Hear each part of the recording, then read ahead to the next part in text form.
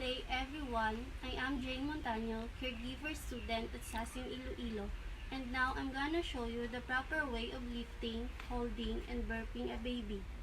Before handling a baby, make sure that you sanitize your hands. And let's begin with the cradle hold. Make sure that you provide support to the neck, back, head, and also to their bottom. Lap hold.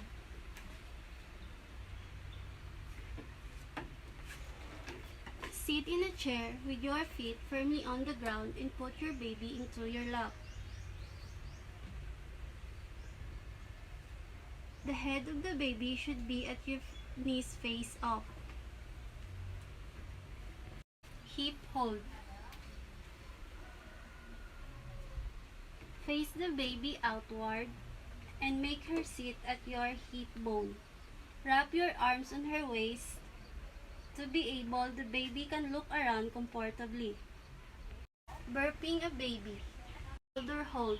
Use burping clothes to manage the mess.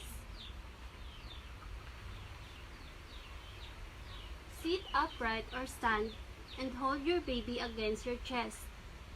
Gently tap or rub his back to help him burp. Face on your lap.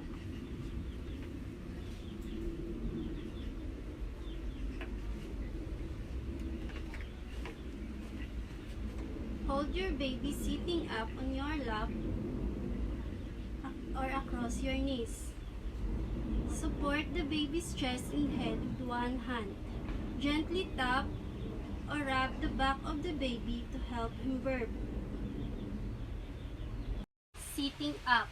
Gently assist the baby into a sitting position. Support the head and the neck. Gently tap or rub the back of the baby to help him burp.